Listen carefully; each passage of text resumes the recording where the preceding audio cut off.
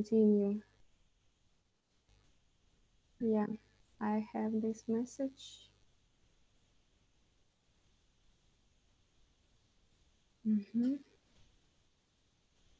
And so most of the group joining us today, they're coming in from Virginia, Maryland, New York, Oh, different places on the East Coast. I'm currently in Paris. You're wow. in Kyiv. So this is an international group today. It's very Yeah, exciting. nice. But mostly, most of the students are from the US now. Yeah, Uh-huh. yeah, cool. I'm now in Kyiv. We came back to Kyiv months ago, on the 1st of April. And the first months, maybe 3 weeks, we have spent in Lviv. So when I came back to Kyiv, there were a lot of affairs, and it was hard to get used to the changes. But now feel much better, and I feel home, and it's a big pleasure, and just very glad that I'm home finally, that I'm alive, that Kiev was, and Kiev district was liberated, and the Kiev just pulled the enemies away, and we continue to fight, continue to be free. And I'm just thanking God about that, and thanking our armed forces. Just couldn't believe my happiness the first week. So yeah, Ukraine just in my heart forever. Yeah, well, we've been anxiously watching, I mean, this whole time and trying to follow what's been going on, and there's just been so much confusion. But to see an artist like you who is so just bravely continuing you're standing up for your country, you're still producing works of art. I just think that's really heroic. I think it's really, really heroic. Yeah, thank you so much for support. Actually, I can slowly try to start with my story. I can say in general what I've been working on the last maybe 15 years. I know that you learned the Ukrainian artists like Sonia Delaunay and Kazimir Malevich, and there were David Burlyuk and many other interesting Ukrainian artists, of especially that we mentioned were in the first part of the 20th century. And as for the Kazimir Malevich, it was very close to me when I started my art practice after finishing the university, art school first and university. And my interest in color was mainly because of Kazimir Malevich and Vasily Kandinsky, who were significant artists of the beginning of the 20th century. I read, or not, I explored not only their artworks, but have read their literature works, their texts, their manifests. And I was very fond of, or was very interested in the color as an independent medium, because the time I started to do my own artworks, it was maybe 10 years before I was learning in academic approach, in academic manner. And I was a little bit tired from this academic manner. I mean, the figurative art there, when you draw something from the nature, from what you see in reality, from studying the real life. And color was such kind of medium that was connected for me from something more white, more. It was free. First of all, that I was very fond of it. It was absolutely free. It gave me the opportunity to explore and create the new universes, the new worlds. And I became studied color in 2007, something like that. And the first works Now I'll try to share screen. This is my website. It's old works, and I'll show you those connected already with color, for example. So can you see it? Yeah? Yeah, Does yeah. it work? Ah, cool. Hmm. Okay, so the first works were either in done with watercolor. They were based with just on the approach working without any sketch. So I started with one color, and slowly I was spreading it over the surface till it gets enough for me. And then I took another color, also only one, and then also I have spreaded it on the surface till it gets enough. This work was geometric, but I have a little less of geometric works. I only could work with very close, very small gamma with not much colors. So I explored color in different ways, with watercolors, with only oil. For example, at these works, this is about 2010. And everything I was interested in the how it can work for me, what I feel with one color or with another color, what structures, what experience I can feel with it working in different approaches. So at first it was also very academical. I mean, in the meaning that it was also only um, um, like work in the traditional approach, like an easel, and you paint with a brush on a classic surface on canvas. It's rather close to that approach that we used in university in the art school. And later I thought, what about the another approach? What about to take the liquid color, for example?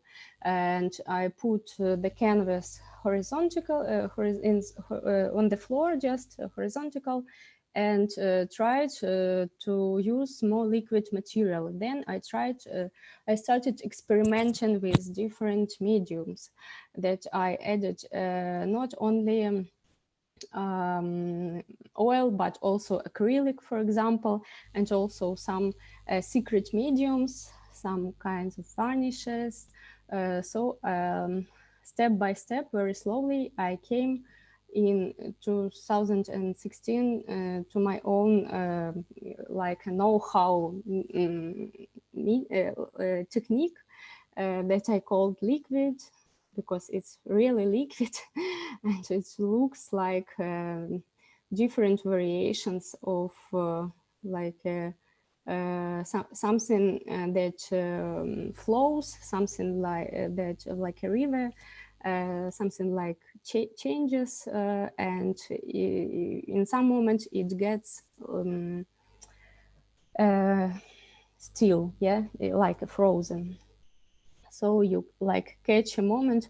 But this approach, working with color, is rather therapeutic to me. It's rather energizing. When I do this, I really have a feeling that I'm in total harmony, because the aim of this practice, the aim of every painting, is to find balance in this color, to find balance in the feeling of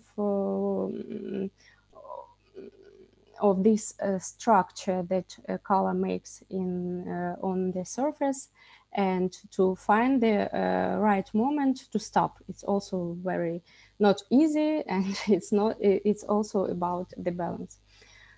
So yeah, and this I was made till 2000 maybe, and 17. Yeah, and this is also this approach. Like, stop sharing.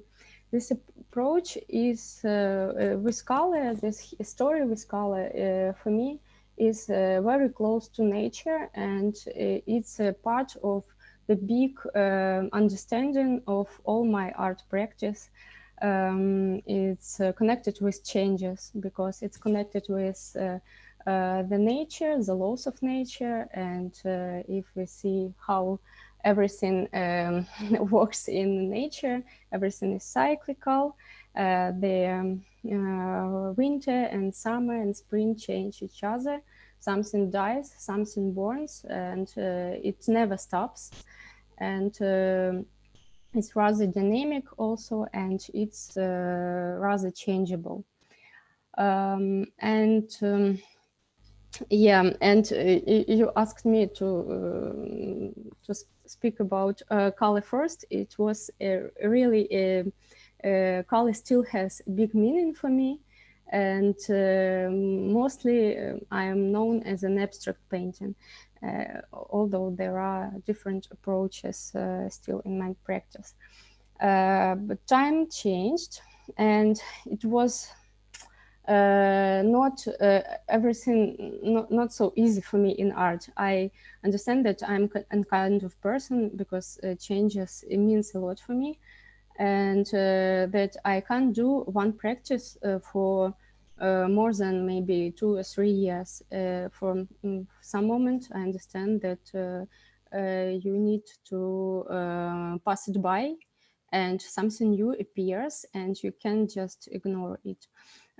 So in this wide meaning of the abstract approach, I changed my work much because I started to work with another Syrian. Once, sorry, yeah, I see it, and now I'll also share screen. It's called, it's in French, Ballet Mécanique, and in English, Mechanical Ballet.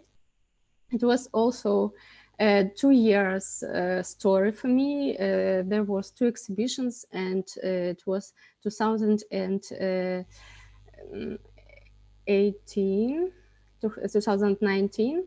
And I had I rented another workspace, big workspace, and I had a workspace because there were some also new materials for me. And I had this idea because of the French movie, eponymous movie that was also called Mechanical Ballet. That was film of French artist Fernand Léger, also very wide known from the 20th century. And he made a movie, a film with the music that with an orchestra that is also called Mechanical Ballet. And he asked American composer George Untitled to write this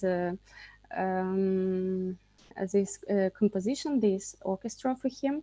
And now I'll try to show it to you, to show your film, because you must see a little bit. Just a moment. Stop share and my phones.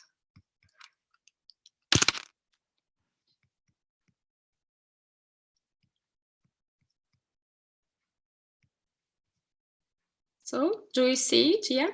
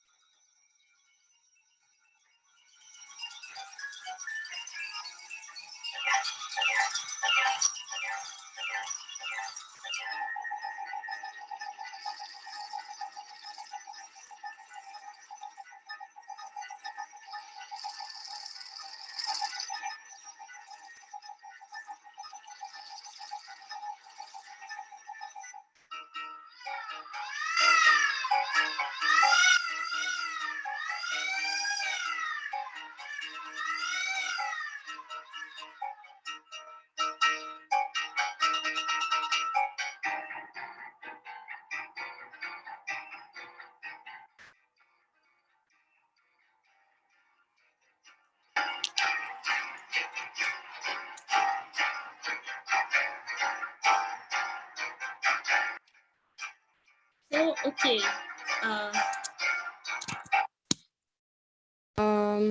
Okay, I think you have the general. The, sorry, I haven't. Yeah, I think the general understanding of what is going on. Tell a couple of words. This movie and orchestra was written in 1924 after the First World War, and it was first shown on the Vienna exhibition in this year, and it was rather scandalous, rather like a thrilling, not acceptable for the public. Because people, it was very avant-garde, and because of the sound, you've heard the sound. It's the rhythm is rather complicated, and George and Dale just had the idea to take not only classical musical instruments, but also just not instruments at all. For example, sirenas that you've heard, and tam-tams and some bells, and also there was mechanical pianos. They were called pianolas, and alongside with these mechanical instruments and non-instruments, also the classic musicians performed this orchestra. It was rather saturated, it was complicated, it was multi-layered, and it was rather weird. And it's like there was a feeling that it's not about the usual beauty, it's about some kind of new beauty of the new world. So when I heard this story and heard this orchestra music, it was very just coincided with my feeling of what was going on for me in my personal life, in the world around, in the approach that my art and work was very saturated at that time. And everything was just in the crazy rhyme of communication, of information, of movements, of exhibitions, of everything, and that was maybe somehow over too much for me. So I decided to do this series. It's like you know, there is such word synesthesia. It means when one tries to use, for example, visual art to express the sound, for example. So this is this case when I try to express the sound through the visual instruments. Though this series I used such an unusual materials as oil pastels. I mean, unusual for painting, for classic painting. Oil pastels and spray paint and some application and some scratching and multi-layered. I'll try to show you again this, because I haven't shown you. Yeah, and also some texture. There are texture parts, and it's and lines and planes, so it is maybe closer to the graphic for me, although all these works are on canvases, but there are also many graphics I've done from this series also. So yeah, and color here is also present. It still values a lot for me, because I still love it and still. But here in this series, it sounds much in a different way that it sounded before in this liquid. Beautiful and balanced works, all solved and dissolved. Here is just works are more about the movement, the tension, the overwhelming, I mean, over exaggerating of some, just from of everything. So there are also some pictures from the shows. It's to understand the size. It's rather big. There was rather big canvases.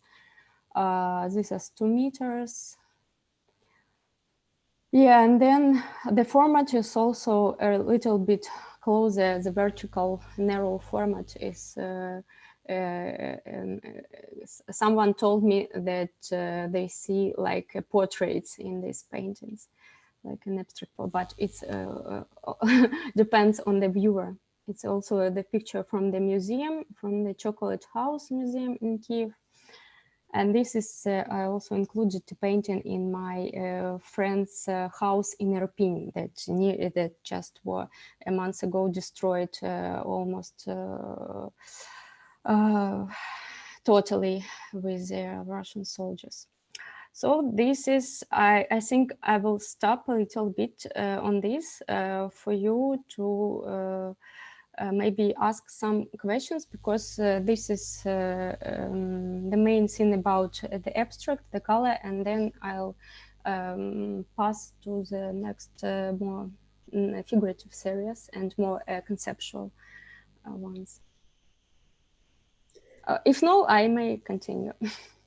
I have a question. It's amazing to be able to see the video of you working on each piece with side by side with the Ballet Mécanique movie playing at the same time, because it's very rare to be able to see an artist working in process, and that helps to, I guess, helps us to understand what tools you're using and how you're like what kind of paints and the process of thinning paints, for example.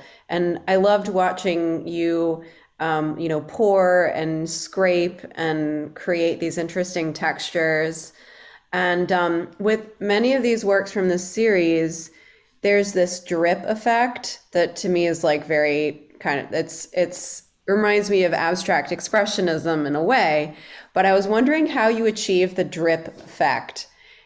Like, those little droplets that seem to run down. Have you tilted your canvas to make that happen, or do you create it through some tool?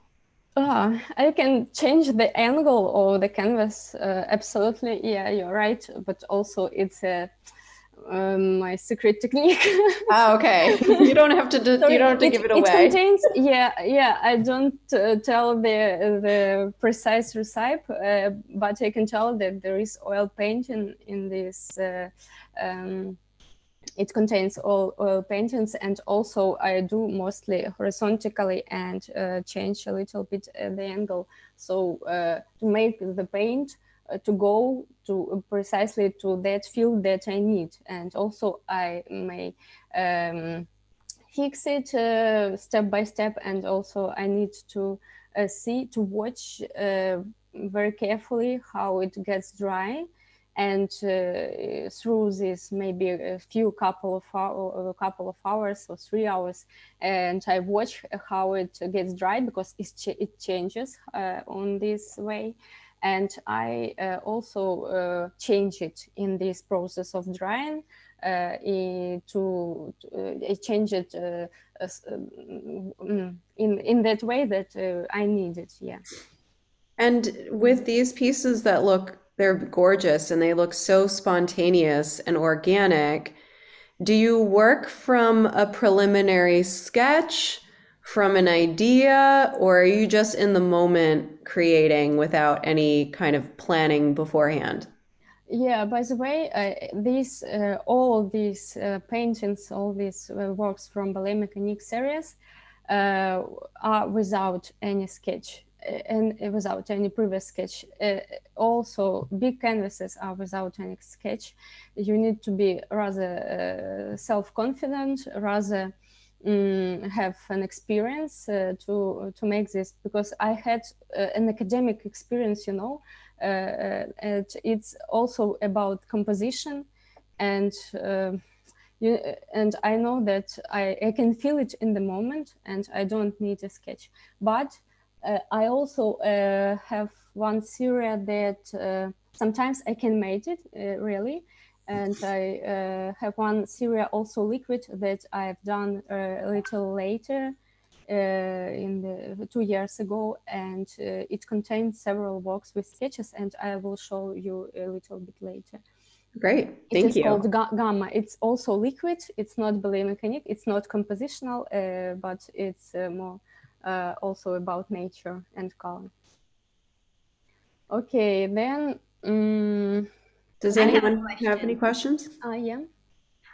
Since you were mentioning that everything occurs organically for you and there's no sketch, I love the beautiful color selection. Does the colors that you choose reflect the time of year or where you are emotionally and that time when you're actually painting? Yeah, thank you. It's a great question, actually. I was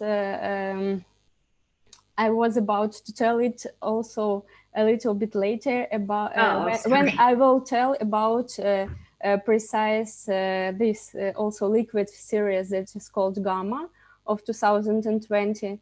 But I can maybe tell it now if you are not against. It's not so. No, just a minute. I will open it and then. And then share screen. Okay, can you see it? Yeah. Yeah. Maybe first the images itself. This series contains very close gamma, very calm colors. Winter gamma, I call it. It connected with the winter when I was doing it from the autumn 2020 to the February 2021, and it's for me about the time in the year when nature sleeps, when everything is very very calm, very gets when it gets narrow, with it's not so bright and full of energy and vivid like in summer, but when is everything like in like also about death of nature. I can also say about the nature cycles, that death is also a very important component that I revealed. I come to it from time to time, all the time. And this series I have done in 2 studios, in my studio here, in my main studio, and later I prolong it in my studio in Shevchenko. It's a suburb of Kiev. That is my big studio that I'm able to work with different chemical materials that I can't do here. So it's about the state of nature, and it's about the season, and it's about the cycles. So, but in technique, there are rather also this one different works that different in structure, not only liquid, but for example, with liquid elements, and everything that was connecting this series is the color that is mostly brown, white, and black and gray, something very. And this is also about exhibition that was in a beautiful ornamental space in Kiev. And the color of the space was also very good connected with these canvases. And also I added some sculptures that I maybe tell about it. But it's you know, there is such meaning the paintings have about color. It's the second birth, the second birth of the color and the third birth of the color, which when it's not spectral, but it's like a mature, it's like not so bright, is begin to be some kind of noble, rather calm, when it gets birth the second, the third time. So it's a little bit sorry, I forgot all my English words. I hope you understood me. We're understanding. Your English is Yeah. great. Yeah, thank you. So, and this series was rather mature because it was done just precisely in this gamma, in this narrow gamma. But before this, when I started to work with color, I started to work with the spectral colors. With, you know, the spectrum. If we take the spectrum, there are colors of many. Okay, this stop sharing. There are colors of the maximum brightness, the maximum vividness that we can see in flowers, in butterflies, in the sky, and everything else. And we see in real life, in nature, are a little bit not so bright. They are more natural, more complicated. Yeah, mixed with other colors. So yeah, and the more colors you mix, the more complicated, dark, and closer to the some gray, some black or brown color you get. But if you see what colors you are mixing, for example, to get the brown, we need to take the green and red. To take into just it's a simple way of saying about this. And the more colors you, and if you add a little bit blue in it, in this mixture, you will receive the shade of some cold brown, for example, or some gray. So is when I started work with color, I used bright ones, more vivid and more simple, because if you start to learn some language, you begin with simple words, with simple sentences, and when you get over, you are using more complicated things. By gamma, do you mean palette? Yeah, palette. Okay. So sorry about this word. It's a Russian word, Ukrainian word. Okay. May I ask a question? Yeah, yeah. When you set out to do one of these beautiful large works, do you complete it in one session, whether even if that session is all day, or is it something that you add to gradually and come back to and add different colors and different intensities of color? I'm interested in your process. Yeah, thank you for the question. Sure, the second variant, most of all, maybe 99%, it is a second variant when I come to this question, to this canvas for many days.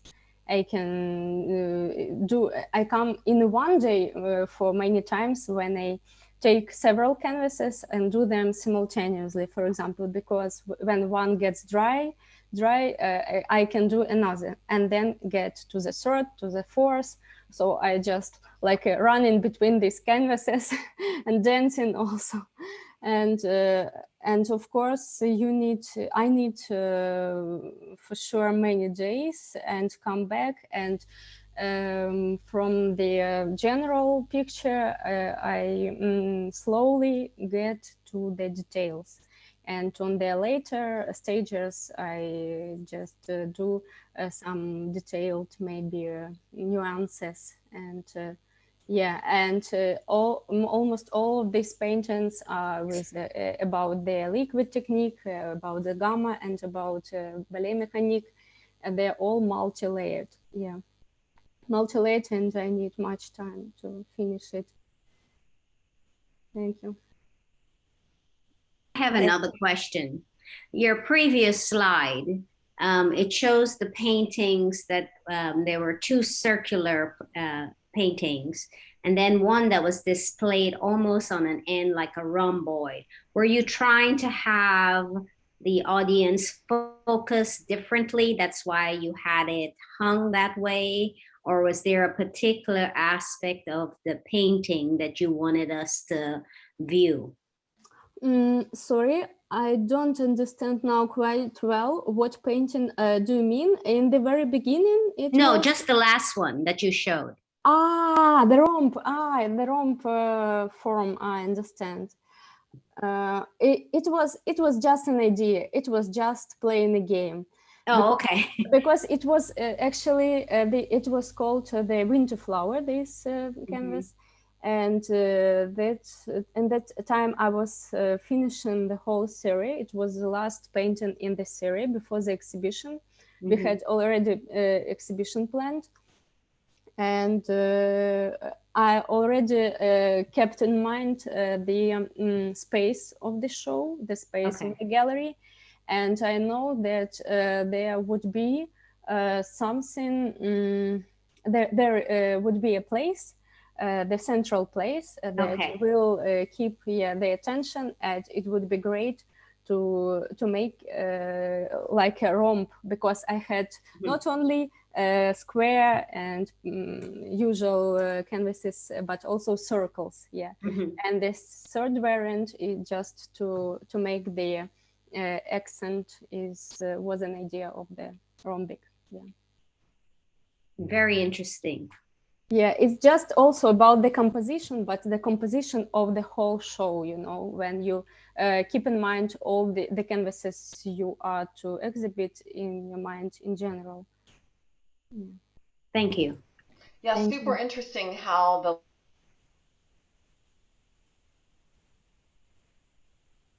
Hello, don't hear. Julie was talking. She froze for a moment, so hopefully she'll come back. Okay. Julie is an artist, so she was interested in how your classical training grounds your work. I can show you. Okay, I think this is the time to show just a little bit. Sorry, I don't prepare much, but I'll show you the first works. The school maybe it could be told the school works. This is just I have time to prepare it. I have much, but not now and not here. This is still life from my art school when I was maybe 13 years old or 14 years old. This is a classical approach with watercolor, with the still lifes that we draw a lot in my school in Svetlovodsk. It's just central Ukraine where I grew up. So it's rather academic. I mean that we have tried to give an idea of the volume, of the shadows, of the light, and so on. And later, a little bit also in the university already, I have the watercolors like this. This is our square of Sofievska Square, it's called, because the Sophia Cathedral that is in UNESCO, mm, I don't remember. World Heritage Site. Yeah, Yeah. yeah, thank you. And the monument of Bogdan Khmelnytsky. So it's our famous Kiev venue. And also it was the task in the university. I don't remember which course, maybe second or third. And also the copy of the Albert Dürer hands. It's a graphic. It seems to me it is a pencil, usual pencil, and some kind of white. I don't remember what is it. Maybe some gouache or something like that. Also maybe 2006 or 2007 dated. Also, sorry, not good quality, but I hadn't a smartphone at that time. It's maybe also a short course, and it's a real girl posing us. It's just graphic from nature. And also this girl also a little bit different approach with charcoal, it seems to me. It's also just girl was posing, and I just, so it's also a girl with the clothes. It was a quick walk, I remember, maybe 3 or 4 hours maximum. And also charcoal, another girl. It's on the 5th course. It's a last course. It's already the end of studying. And the naked woman, it's an oil on the paper. The paper was finished with glue or with some, I don't know, don't remember exactly. I think with a glue, with something that gives some surface for this paper. And also there's a portrait of my friend with gouache. Oh, sorry. And here, I think that's all. And I have also a couple of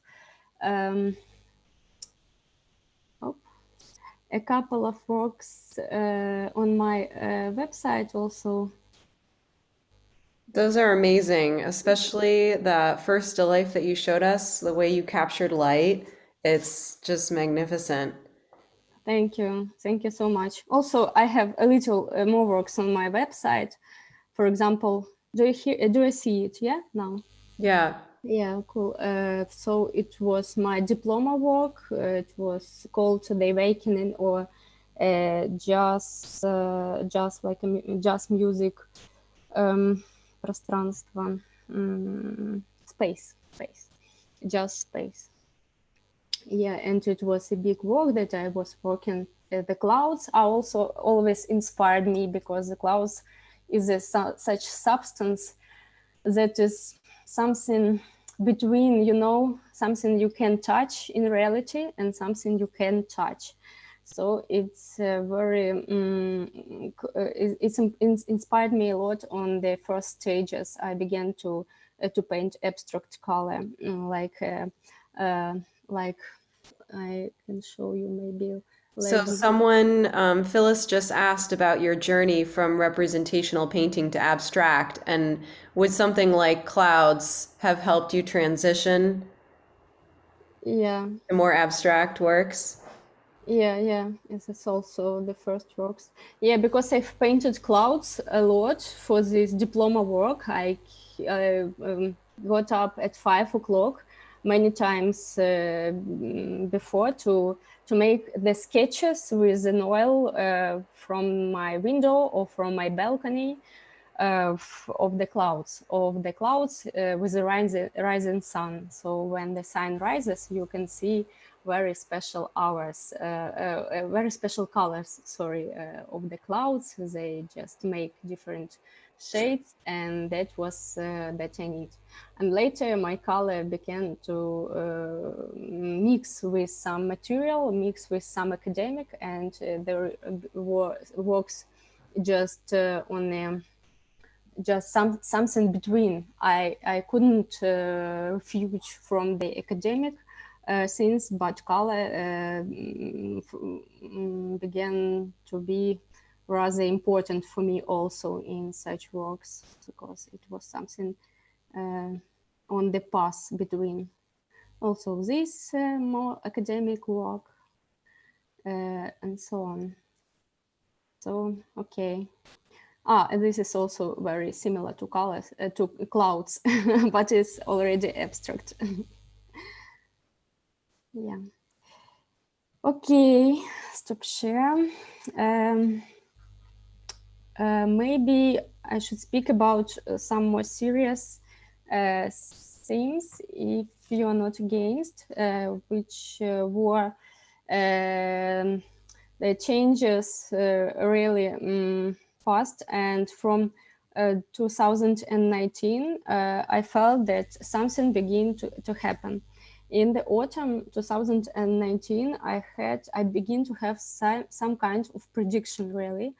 I just have no other explanation of what is going on, but I have a prediction. I felt some crisis. I felt that I can't do this abstract series anymore. I couldn't do nothing with it. I felt just some anxiety, and I felt something that I couldn't explain with words, because on the surface level, everything was good. Everything just was very intensive, and I was invited to some events, some exhibitions, but I just missed some motivation for it. I didn't know what was happening. And I find the best way out just to try not to change my approach. It was not about to create some series for some exhibition this time, but I tried just to make separate works that were rather weird, that were rather not about the common beauty, not about some even story that I could explain. That was just a separate, unexplainable, very hard for me, very strainful works that I will show you a little bit. And I started this series in 2019, and I finished it in 2021. So it was 2 years. It was the longest period the longest period that it was taken for me to create something. And I used in this series little beads and rhinestones and fabric application also. And beads, you see these little things. It's very similar, and also fabric applications for the clothes. So, and a lot of black color also appears in this series first at that moment for me, because other series, other works were almost without black. This was the first work I started this series with. It has also the name relations with image. Yeah, so this series was about some kind of death also for me, some kind of pain. I don't some kind of crisis. I didn't understand what was going on, but these also rhinestones also came a little bit later. I've added them only the last year. So I finished, and I couldn't exhibit this series at all. So there are some demons you see around. So it's kind of, now I watch it and I see that it was some kind of feeling, some kind of prediction. There is another portrait.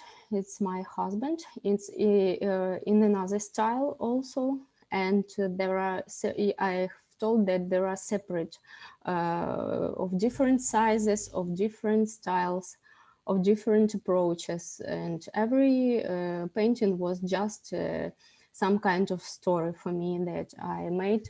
Only in the occasion I was just find the proper image of what I was feeling, of what I am able to talk about. They are weird. There was no aim to paint something beautiful, you know. I just tried to make them as weird and also as unbeauty sometimes as I could, because it this was I was feeling about. And also this approach with these beads and rhinestones is connected with the Ukrainian classic traditional technique of embroidery. Maybe you've heard about that. Embroidery with threads that the women usually done on clothes, very beautiful ornaments. So the main approach, I mean, it is very painstaking, and it strenuous when you work slowly and patiently with a big amount of small details. And it was also some kind of therapeutic for me to make these small details for a very long time, and just to make it maybe to make it into some experience for me, to make it just my feelings to pass it by. Yeah, and by the way, I didn't manage to show this series anywhere. I tried a lot, proposed it. I know it's weird, it's just unusual. It didn't. I didn't had usual concept for it, and I haven't managed to show it just to the present moment. And this is the last picture I have, like how it looks in my studio. As you see, it's only on one wall, everything. And here is a skull also. I have a dolphin skull. It's also like, I've found it on one island, on one Ukrainian island, and kept it. It's also like an artwork. And here are also my ceramic sculptures, the mushrooms. So everything is rather a little bit dark and just connected. And I see. And this painting is also with a little mushroom. So sometimes works from one series just are connected from another series, so everything is very connected and changeable at the same time. So I don't know what to say else about it, but as I see now, what it was, the really prediction of war, and really prediction of all this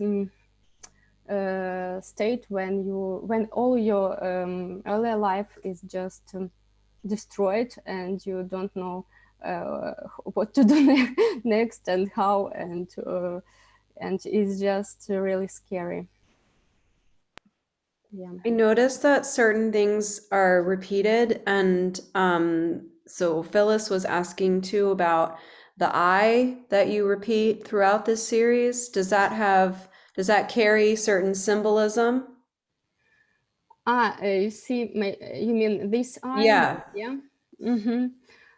You see, it's just some kind of occasion. I had just different rhinestones, and it was already some kind of ready-made.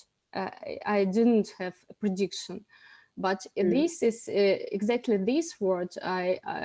This word work was made like with an inner eye. Because this man, he just stands in the middle of nowhere. Something is in a dark space in the center of river, and all his body is like an absent. All his body is vibrant with some small details, and he everything he can see with the inner eye, and with the eye of his soul, I can say in that way.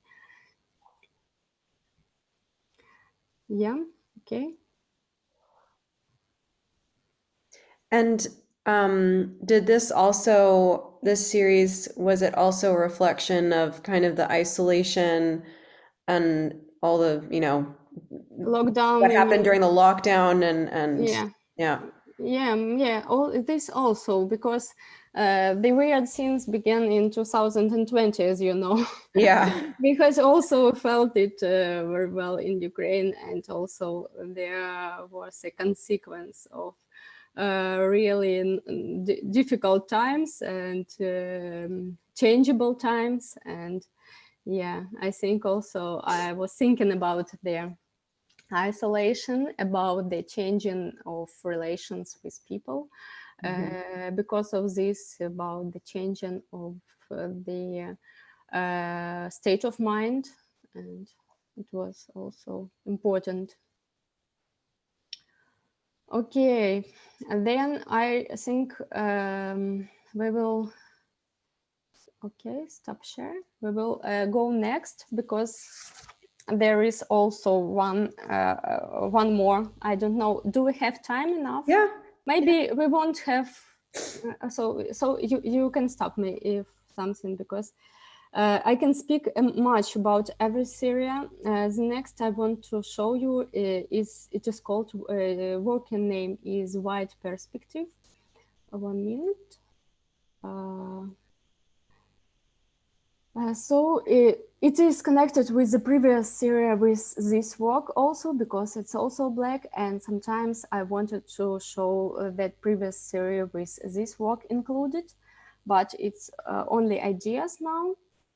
It also was done, this series is about the time and place for me. I'll show quickly all the works first, and then I'll speak and show it more slowly, okay? There are also different sizes. Because I get much more relaxed last couple of years about the format. I use different formats, and it doesn't matter for me now. This series was started in 2013. I've made maybe 3 works between 2013 2015. Then I stopped. But this series I made from my own photos when me and my husband and I like to travel a lot by car. Throughout Ukraine, we go to Odessa, to the Sound, to some Kherson, to the Black Sea, and to the west also, to Lviv or Carpathian Mountains, because we were fond of some kind of climbing and bouldering, and there are some regions, so we have a lot of gear and use car to travel, usually used in past. So the thing that I was doing, he drives, and the thing that I was faced in all these long journeys is what to do, is some kind of boredom, because you can't read, you have no internet on the road. And in one moment, I just understand that the better occupation for me in these long hours is just to observe what I see through the side window of the car, and try to do some pictures on my photos, on my phone, different approaches I used. And from these maybe hundreds of photos, then it's interesting to choose the most interesting one as a curator. Also, it's hard to choose, really, because landscapes are different, rather different, and the only element that connects all these paintings is this. I don't know how it'll be in English. You see, this scene just that you can see on the side of the road. Yeah, The guardrail. guide rail. Guide rail. Okay, there. So you can see this guide rail all the time, whenever. And I say, okay, let it be like a connection of these landscapes. This one may be a more abstract one. A couple are more abstract ones, this and this one, and this one. And the others are academic, like narrative. But I had an idea to put them without one by one, close, without a space between, and they can form the long like line of horizon. You see, it's like idea of exhibition, like one big painting consisting of different kinds of things. What this area is about for me is this. Also, this is changes. This is my love to the time and place question. But when you travel, when you are on the great speed, there is a question of where you are. You are nowhere in this time. You are always changing these moments when you are at the moment. One moment, and the next moment, the landscape beside your window changes just dramatically. And this is also for me working with time was because when you capture a picture, it's just a little second, and then when you paint this painting, it takes a long time, and you are within this moment. Then you are just make this time endless when you're working with it. And I can say that this series have now new meaning for me, because when the war started, a lot of refugees now began to ride away from the war zones.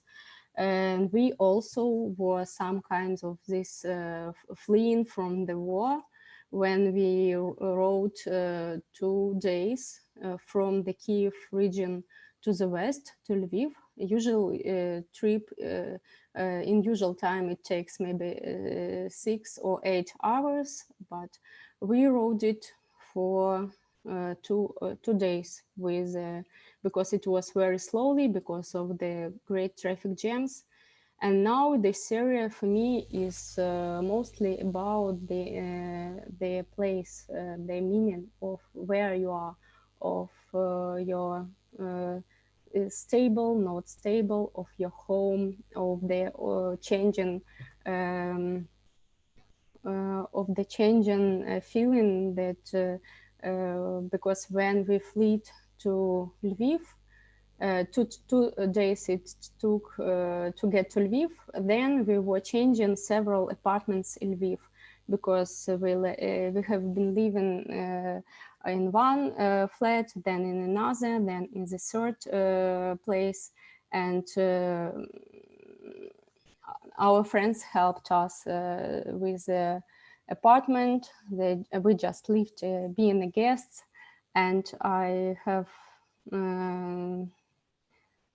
I didn't felt at home in all these places. Still, they were much safer than in Kiev that day. And it's also some kind of Ukrainian landscape. All these works are connected with Ukraine, and I just understand that I love Ukraine, as I told in the beginning, and all them are reminding me my home and different places in Ukraine while our travels. And I remember almost all these places. This place is just near Odessa. There are such place as pink. Now I'll tell you the English word, liman, first. Firth. Yeah, it's a like it's a water. It's like part of the sea. It's salty, yeah, and it's on a big plain. and it comes that in summer it has a pink color. So yeah, it's also try me to see, to look philosophically on what is going on, because this is changeable life and everything is about changes, and the only way you have to accept it and to reflect as an artist. Yeah. Okay, this is it. Stop sharing. This is it about the stripes. It has a working name, Stripes and White Perspective. And also maybe I'll tell you about the ceramic, because it's also maybe connected with the Ukrainian crafts. It was also very new practice for me. Also, I changed a lot the direction in my art when in 2020 I was also a little bit tired of these lockdowns, and when I am tired, I just get back to the nature, and sometimes I got back to the liquid painting, and this time I decided to come back to the absolute new direction. I had just an instant idea to do the mushrooms, because I was fond of mushrooms, of fungi, like separate great kingdom just of it's unexplored, it's just weird, it's just science don't knows really not much about fungi still, and they are mysterious, and they have just amazing different forms, and these forms just interested me as an artist, because I observed a lot these fungi. I loved them from the childhood. My grandma took me looking for them and gathering them. And I just had an instant idea about these fungi, and I decided to begin to do it with clay and to do ceramic sculptures. Why I choose clay? Because clay is, first of all, Ukrainian also traditional craft. When we can remember, for example, the Tripilla culture. It's a really ancient culture of the 5,000 year before Christ. It was on the territory of modern Ukraine, on Moldova a little bit, and Romania, if I am not mistaken. So we can find really beautiful ceramic pots and dishes of this Tripilla. And in general, pottery is very widespread in Ukraine, because we have a lot of clay, different kinds of clay, just like a natural resource. And I went to the studio. They teach me really quick to do these sculptures in the approach. Sorry, I can show you. To do it in the approach of I don't know, with a classical approach, working with ceramic sculptures, when you need to do it in such way that it grows really like a mushroom from the ground. From the bottom, you grow it slowly, layer by layer to the top, and then close it. And it's empty. In the central part, you have only thin bubble around. So this is for their scale. And I taught maybe on the first sculpture in the studio, and then I began working by myself. There were also some lockdowns, and there was a great occupation during these lockdowns because I was independent. Also these ones, I also began to experiment with different glazes, and it was just, and the first mushrooms, I also participated in the Gamma show because I made them also brown and white, and this one. black, white, yeah, brown, and some kind of natural colors. And I also put them into that exhibition. And what I'm interested about the mushrooms really much, that their DNA is much closer to the human, to the animals than to the plants. And then once more, that they are saprophytes. Not all of them, but there are a big amount of saprophytes. That means that they are closer to than anything to death, because they get everything they need for life by absorbing soluble organic compounds from dead animals and plants. So they are also very useful creatures for the world. And also, if you imagine what is mycelium, it's like an underground internet that connects not only mushrooms itself, but only plants with each other. And it was also a little show with 4 sculptures, separate show. I made a video with water, with different kinds of water. And this video was projected to 4 of my sculptures. And also there was, when it gets dark, it was very beautiful, that was vibrant, and it was also connected like some nature algorithm. I don't know if I say it correctly, like a mathematical algorithm. That's correct. Yeah. Yeah, thank you. That's gorgeous. Your work is stunning, and everyone, I agree, and everyone's commenting that you have such a range of styles. It's really remarkable. Thank you. I also just about this, it's very interesting because there is sorry, I forgot the word, like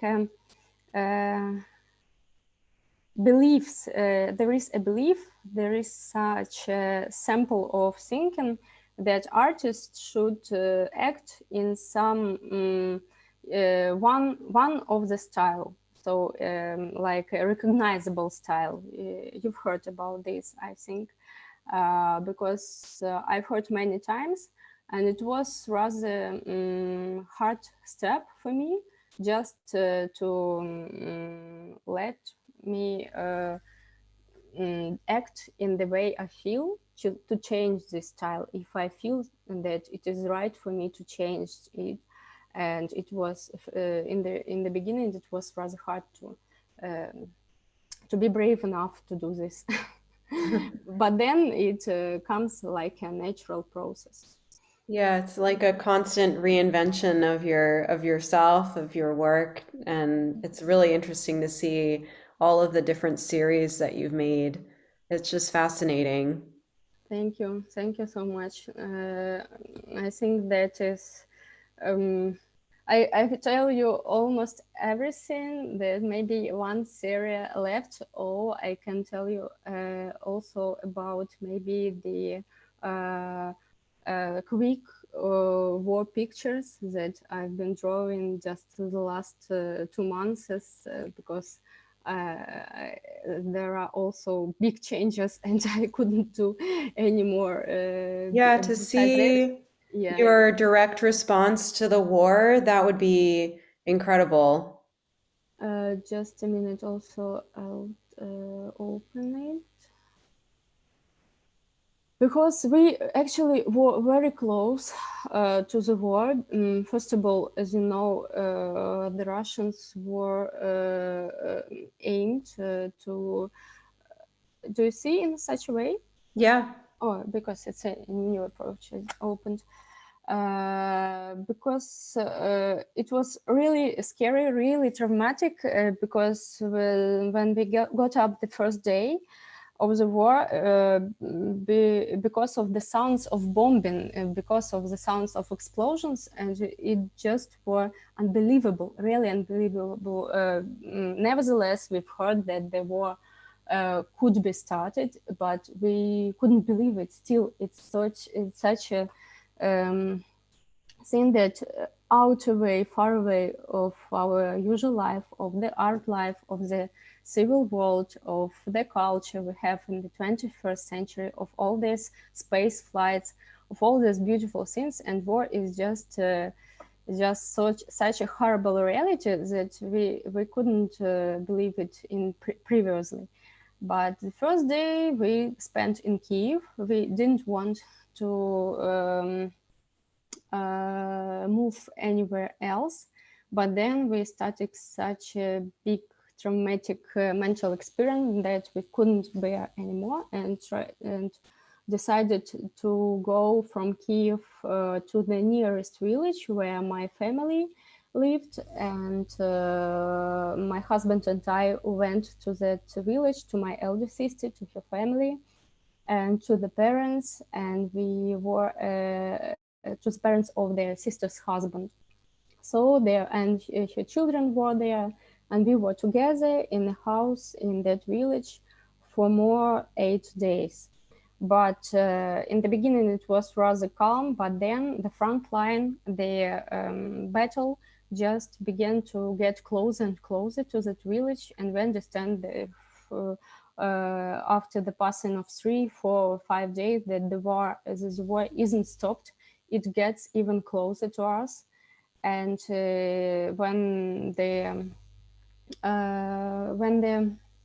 plane, not the plane, but the war plane, истребитель, fighter, I mean fighter plane, they came very just above our roof and put off the rocket from there. It was, we understood that we couldn't stay there anymore, and we decided to move to the west of Ukraine. And my elder sister with her children just moved to Germany. Now she is in Germany. But I felt that I need to stay in Ukraine. First of all, I can't leave my husband, because the man I don't allow now to leave the country. And I don't also leave him because he's my partner, best friend, and I just don't imagine my life in another country. I love Ukraine, and I really want to believe we will win and the war stops. And I can't imagine also leaving all my art here, because all my paintings when we were in the village was stayed here in Kiev in my studio, and it's all my life, this painting. And when we came to Lviv, I managed to some initiatives started, NFT, some digital initiatives, some charity exhibitions, charity shows, auctions, and just I was asked and saw an opportunity that I can't be silent, I felt, and saw an opportunity to show to the world what is going on in a very quick manner, in the manner of this quick watercolor paintings in small format, everything I had with me. And it was just a way of expressing, in spite of stress, in spite of tremor and fear and total without any understanding what will be tomorrow. But at the moment, I felt that this is the only way for me to concentrate on the present moment, also to heal myself somehow, and to draw something that I want to believe in. And I tried to not to draw very the horrible things. I tried to draw something which some reality which has a hope. And this painting is about that I felt the first maybe 2-3 weeks. It was very concrete, very vivid, that many people of other countries just were willing to help Ukraine. And there were many messages for me in my Instagram. Just people ask me how am I, if I am safe, just asked if I need some help. Many people that I even don't know personally. It was very touching. And from some moment I understand that the best way for me is also to help others, to do everything I can, not only in art but in real life, to be a volunteer, to donate some money, to spread the word, to talk about what is happening as much as possible. So then I came back to Kiev. I began to fundraising, to sell some my paintings that I have here. Unfortunately, I will stop share. Unfortunately, we have the Ukrposhta, I mean the government postal government post working now, and it was working since the 1st of April, and I'm able now to send my works and graphics and even painting also throughout the world, and to have some money to give also to my friends, volunteers, because in Ukraine, in Kiev, in our community, just many people are volunteering, just purchasing some goods and humanitarian aid, and also things for their friends who are in the armed forces now. So it helps also mentally and physically a lot for me, and my husband and I also are trying to do in this way our best for Ukraine. Yeah. Well, that's an incredible story. Just amazing what you're doing. So sometimes I get emotional, and I had a lot of really cool. emotions. Yeah, it's normal. And now I just get used a little bit, though in another way, you understand that it's bad. You can't get used to it, and it's bad to get used to these horrible things. And that's why we do everything we can to stop it as quick as possible. So, but it's really on the from one side, it's something that we are not used to. But if we look on the history of Ukraine, actually on throughout the whole 20th century, and not only 20th century, from the very beginning of the 12th century of creating Ukraine, of the Kievan Rus, there were constant wars. Everybody just outside, and Russia many times started wars here, and Russia many times tried to conquer Ukraine. It couldn't accept that Ukraine is an independent country, and also some Mongolian tribes tried to conquer it. So there were really much wars, and also the 20th century was very dramatic.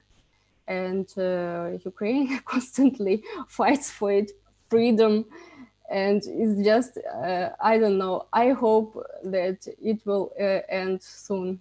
I really hope, and now I see a lot of news. I watch really up to date every day what is going on, and that's really a big fortunate that we fighted back enemies from Kiev, because it was very important point.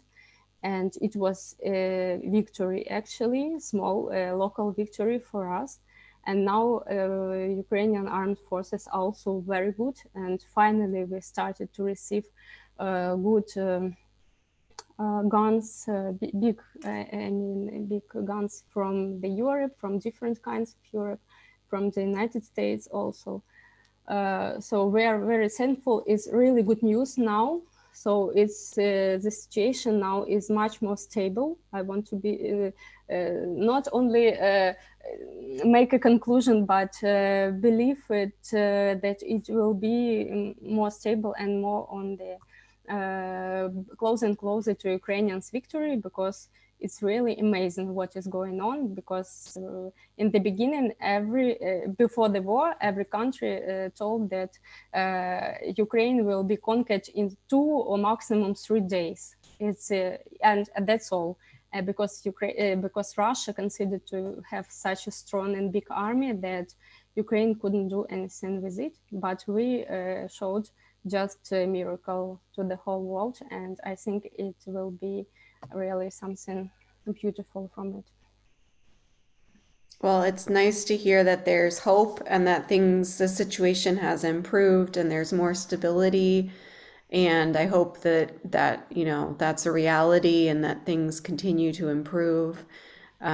So we're all, cheering for you on our end. And definitely we'd love to have links to your website. And if anyone here is interested in purchasing either prints of your work or, the canvases, we'd love information about how we can help you, and your work is beautiful. So it's like a win-win for everyone.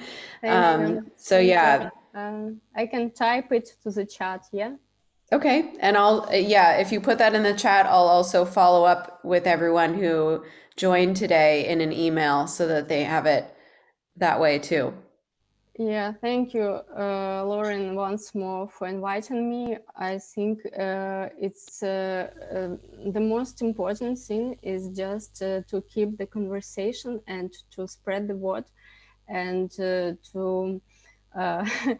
just to share a little bit information about the reality, about what's going on. We didn't speak about war much actually, but I think the art is the thing that is really worth fighting for. Absolutely. That's as I understand. 100%. Yeah. So, Lauren, can we know something about what Alena is doing to protect her own work? Do you have things in storage safely, or what are you doing with your pieces? it's a good question, actually. Actually nothing, if to be short, because Kiev is now. I can see one moment. Relatively safe place, because the thing is that the situation is now, first of all, it changes all the time. First of all, I had an idea the first month in March to come back at Kiev, to take all the works and to move them to Lviv. And that was my idea. But then the situation changed. They were put away from Kiev, Russian soldiers. And then there is no need to put it to Lviv, because first of all, I have no apartment, apartment in Lviv, no place to live. And if my works are in Lviv and I'm in Kiev, then I can do nothing with them, because it's a constantly changing situation. Lviv is now also bombing. You understand that missile attacks are also, unfortunately, on Lviv. So it's maybe the last weeks there were even more missile strikes in Lviv than to Kiev. So the next week it could be really different. So unfortunately, at the moment, you can't be in absolutely safe anywhere in Ukraine. So all the if it is a very small town in the central Ukraine, then yes, it's maybe quite a little bit safe. But if any other town, no. So the only way is to move them to somewhere to Europe, but at the moment I don't have any suggestions, any ideas in what place can I put them to Europe. And once more, if they are in one place and I'm another, that I can't ship anything and I can't do nothing with them, maybe only to do the newer works that I am now planning to do.